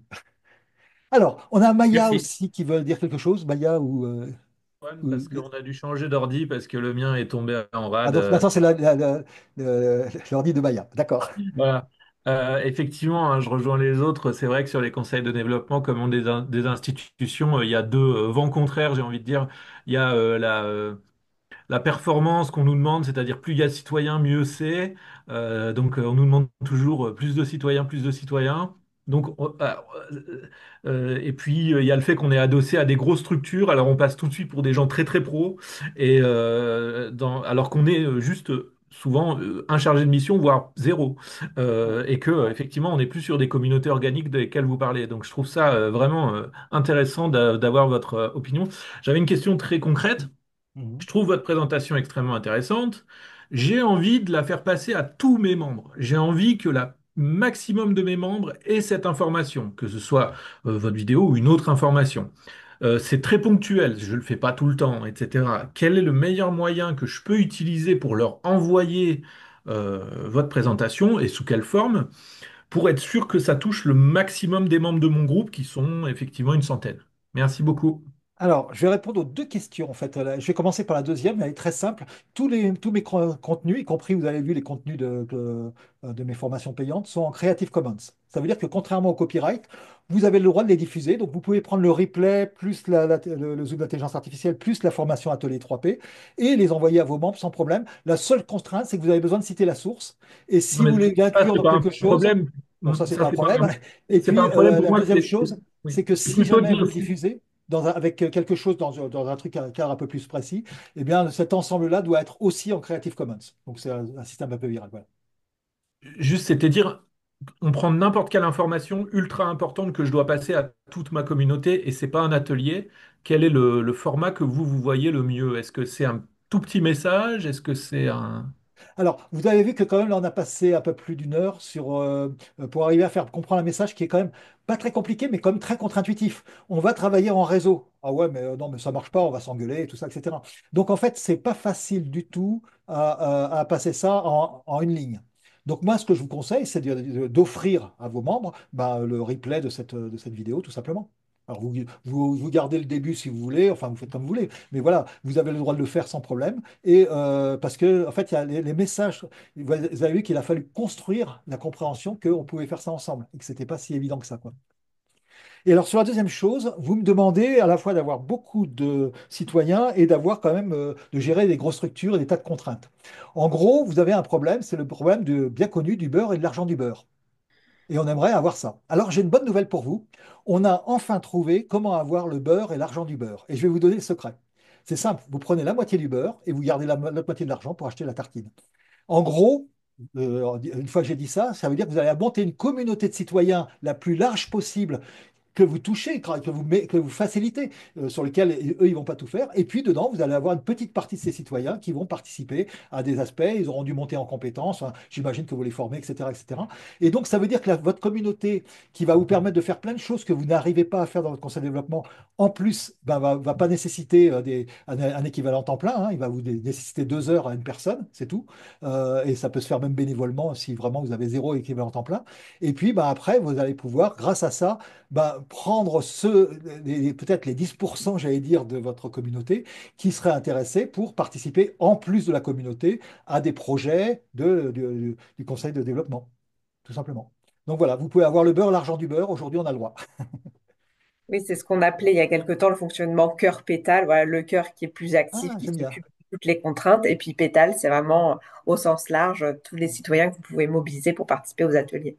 J'aime bien l'exemple parce qu'il y a un peu moins de glycémie et c'est un peu plus poétique. Mais oui, tout à fait. Voilà, exactement.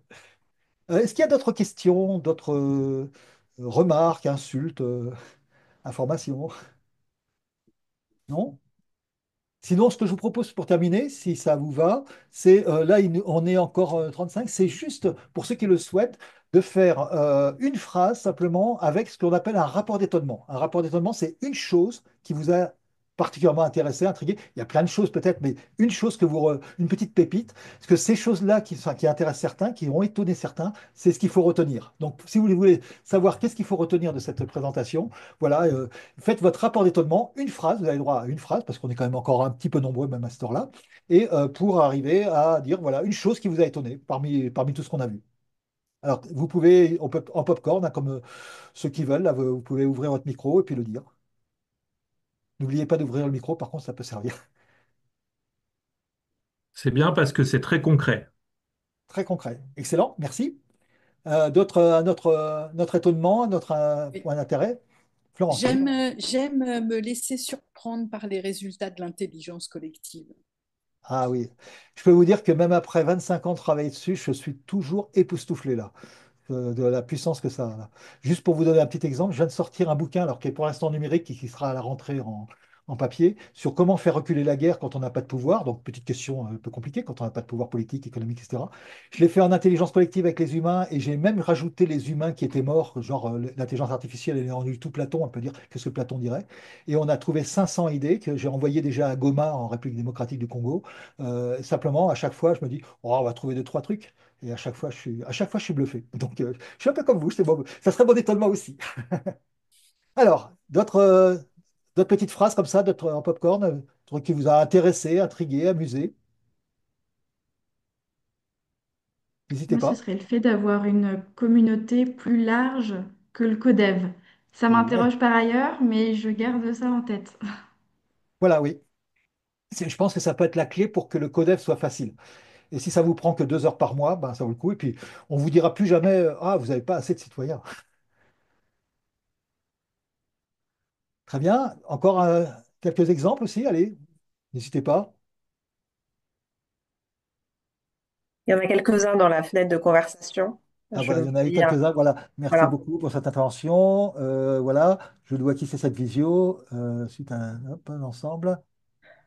Euh, On n'est pas animateur d'atelier, on est facilitateur de communauté, on peut lire. ouais, Ne pas prioriser trop vite un thème de travail et faire des petits ateliers pour défricher et mobiliser davantage. voilà, magnifique rapport de développement, Voilà. rapport de, pardon, On peut d'étonnement. laisser filer des membres, mais il faut agrandir la communauté. Ouais, voilà. Bon, bah, c'est bien, vous avez retenu. Vous voyez, ce qui est intéressant, c'est ce que chacun a retenu, les petites choses comme ça. Ça, c'est vraiment les pépites. Si vous repartez avec ça, et puis après, vous aurez le replay pour regarder tranquillement, hein, pour mettre en place les choses. Puis, j'ai essayé de vous donner le maximum d'éléments pour que vous puissiez le faire par vous-même, hein, même si, bon, bien sûr, si vous souhaitez le programme d'accompagnement, c'est possible. Mais par contre, j'ai essayé vraiment de faire en sorte que vous puissiez vous-même, avec déjà un peu d'habitude quand même de travailler avec des citoyens, je crois, pouvoir faire des choses intéressantes. Un Voilà, bah, grand je crois merci. qu'on a terminé. J'espère que ça a correspondu à ce que vous souhaitiez pour pouvoir avoir quelques billes, quelques clés, comme on disait au début, pour arriver à ce que les conseils de développement, qui font quand même un travail très utile, eh bien, puissent se développer encore plus. Un grand merci, Jean-Michel. Et puis merci à tous les participants. Je vous souhaite une bonne journée.